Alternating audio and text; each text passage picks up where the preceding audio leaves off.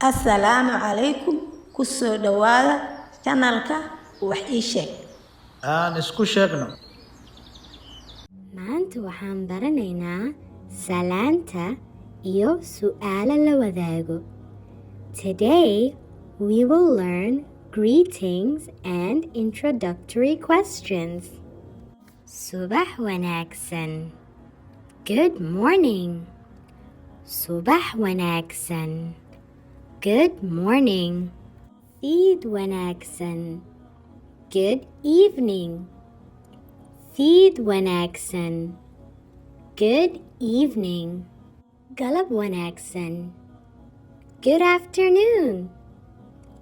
Galab wanaagsan. Good afternoon. Habeen wanaagsan. Good night. Habeen wanaagsan. Good night. Soo dhawow. Welcome. Soo dhawow. Welcome. Nabadgelyo.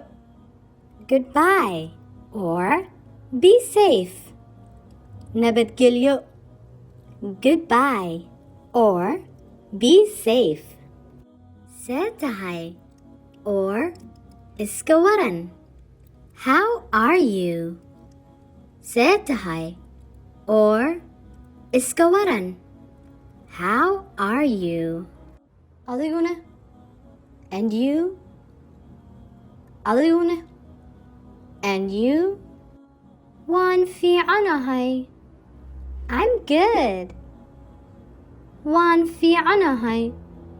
I'm good. Sidee dareemaysaa? How do you feel? Sidee dareemaysaa? How do you feel? Waxaan dareemayaa caafimaad. I feel healthy.